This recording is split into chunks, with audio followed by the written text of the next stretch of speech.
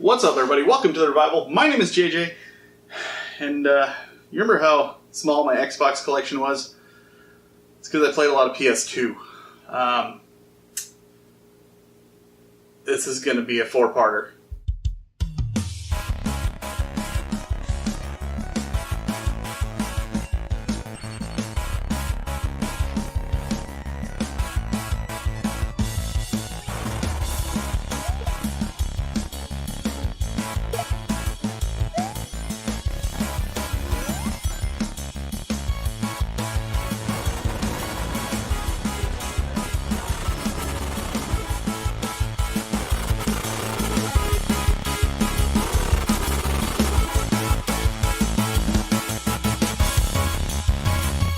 Okay, so yeah, I'm not kidding when I say this is going to be a four-parter. I literally had to divide them up into stacks so that I could spend a video talking about each one. Disclaimer, as always, when I do my collection videos, I haven't played all of these. A lot of them I got because I thought they looked cool, and I would like to get to them eventually. So just as a heads up. But if there are any games that I'm missing that you think I should be getting, absolutely tell me. Let me know what I'm missing, what I should get.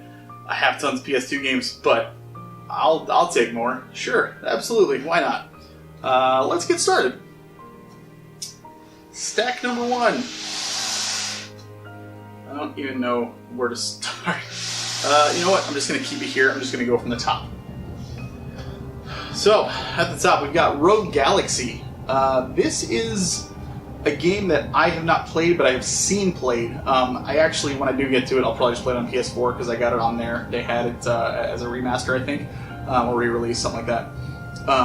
It looks really, really neat. I watched my buddy Brian's brother play it a while ago. I watched his brother play it. For those of you who listen to the podcast, you know why that's funny. But it seemed like a really, really, really neat game, and I love sci-fi adventures. This seemed like it had turn-based combat, and yeah, definitely want to check it out at some point, for sure. Not entirely sure. Another disclaimer, I am not entirely sure how to pronounce some of these, so I apologize if I mispronounce them. Yeah. Radiata Stories, I think is what it is. I have heard this game compares to the likes of Suikoden, which, again, I haven't played this, but I love Suikoden so much, so I am super, super excited to eventually get to this one too. I think it's some sort of maybe like a tactical game, correct me if I'm wrong, I'm not 100% sure, but it looked really, really neat. I like the art style. It just looks like a lot of fun to try out, and any game that you compare to Suikoden, my ears are going to perk up, so for sure. Next one is Inuyasha, The Secret of the Cursed Mask. I'll be honest, I never finished the anime. I watched a little bit of it. I thought the story was intriguing, and I would like to finish it out one day.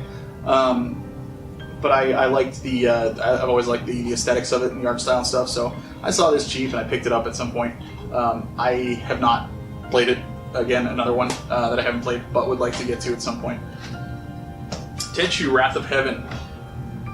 I have played this game. Yes, I have not finished it. I really, really loved Tenchu on PS1. Funny enough, I haven't picked it up. I haven't been able to get it. But I really enjoyed it, so when I saw this come out, I definitely had to grab it. Just a stealth ninja game that's just super fun to try and, complete the missions without being detected and stuff like that. Really, really neat game if you get the chance. Metal Gear Solid 2: Sons of Liberty. The first Metal Gear Solid game that I ever played. Loved it. Absolutely thought it was fantastic. It took me a long time to get through. I remember that, and it was a little daunting. I remember towards the end I was like, alright, come on, let's finish this up. But I thought it was really, really cool. Definitely want to get into other games in the series. I have beaten this one, obviously, and I have beaten 5, the latest one. I really enjoyed the hell out of both, so there's no reason to think that I wouldn't like the other ones as well. That was a great game, though. Star Wars Jedi Starfighter. I mentioned before in previous videos, I love dogfighting games and space combat games and stuff like that. And when I found out this had 2-player co-op, I was with a friend of mine, and I remember being like, dude, I want to get it because I want to play together. And we played for like 20 minutes, and then that was it. I don't even remember much about the game, to be honest with you. I'd like to go back and check it out though, because I love those kind of games and I love Star Wars. So yeah, Star Wars Jedi Starfighter. Baldur's Gate Dark Alliance. I have not beaten this game, but I want to. I have played it so many times. It's just so long, and it's not easy, and it's so much better with somebody. So I need somebody to... maybe I'll do a review on it and get somebody in on this, because I'd really like to play this with somebody. Because the multiplayer was always way better than just playing it alone. But it's Dungeons and Dragons. You pick a character and you go through the game. It's action based, but it's like D&D builds where you increase your stats and that kind of stuff, and you choose between, I think, a fighter, barbarian, and sorcerer. Maybe I'm pretty sure there's 3 classes. Either way, I'm sorry, ranger, not barbarian. Fighter, ranger, and sorcerer. I'm almost positive that's what they are, or wizard, one of those.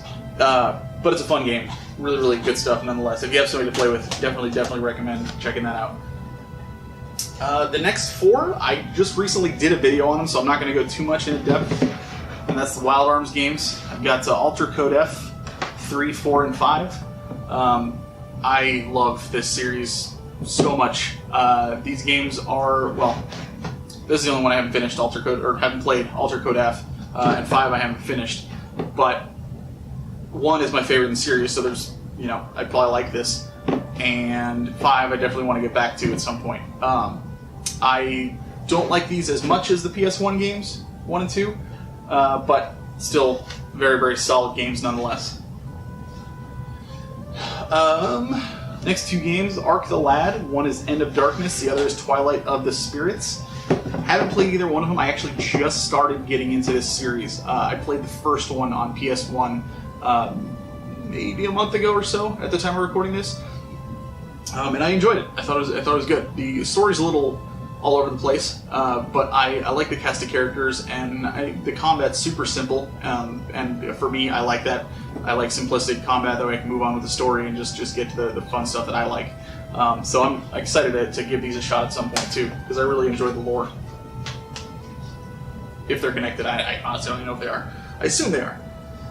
Next, definitely one I have not played, because when I saw it, as I was going through and kind of organizing these, I was like, when did I buy this? That's Stella Deus? The Gate of Eternity. I'm assuming I looked at it and was like, oh, JRPG, and I just picked it up. That's probably it. It does look kind of neat. There's really not much on the back, other than that it's tactical, and one of the selling points is customize your inventory by fusing and creating items. That's a selling point now, apparently. Customizing your inventory. But I would like to check it out at some point. Because looking at it now, I do like the art style. And tactical games are always fun. They're just so hard to, like... Once I play one, it's a long time before I go to another one, because they're so daunting. Next, Star Ocean Till the End of Time.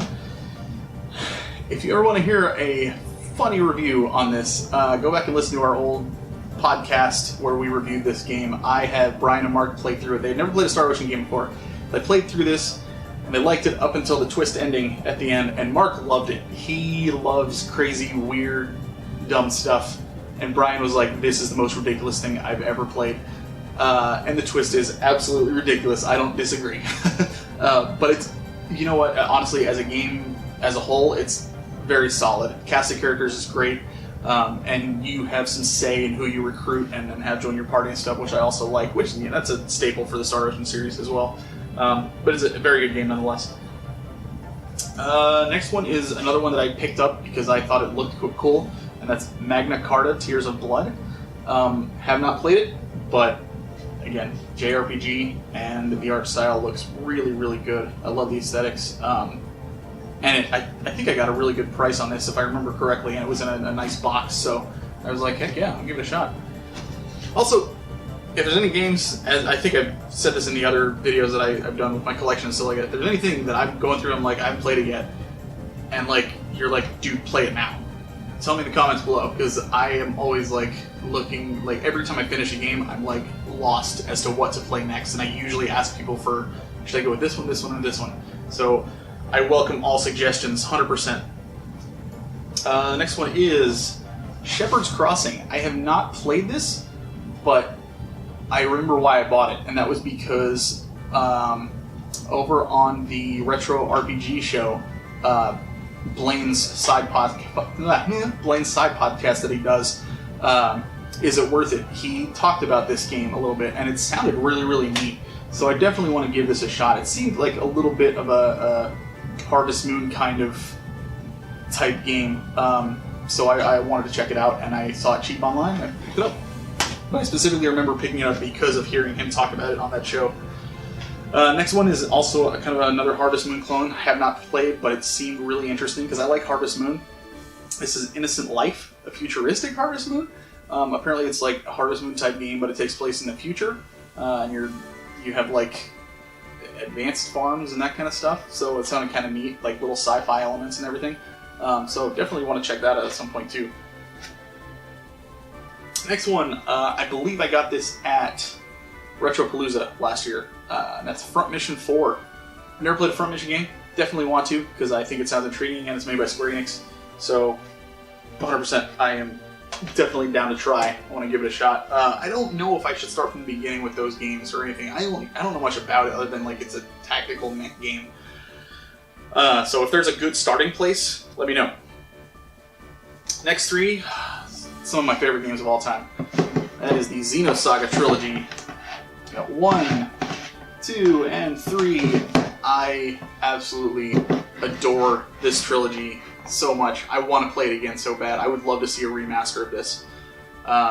Even if they just re-released it, to be honest with you, like with trophy support or something like that, because I did everything, especially in the first game, I did absolutely everything. I had a lot of fun. The story's so intriguing. A lot of people didn't like the second one as much. I didn't mind it. I thought it was pretty cool, because I think Junior is a fascinating character, and it's like centered around him. So I really, really enjoyed all 3 of these games, and definitely want to replay them at some point. If you have a PS2 and you have access to these, definitely highly recommend it. I think they're not cheap, but they are definitely, like, it's just a great story. The next one is the first, this is pretty much the reason I bought a PS2. The Bouncer. I saw some screenshots online, this was a long time ago, and I was like, holy crap, that looks so crazy cool. And I was like, I gotta get one, I gotta get it, I gotta play this game. And honestly, I played the hell out of it. Super repetitive, just beat 'em up. I honestly really like this game. I know a lot of people give it a lot of crap, but I had a lot of fun with it. I really liked unlocking all the characters. My cousin erased my save game with all the characters unlocked and like leveled up and stuff too. I remember that. Oh, I was so mad.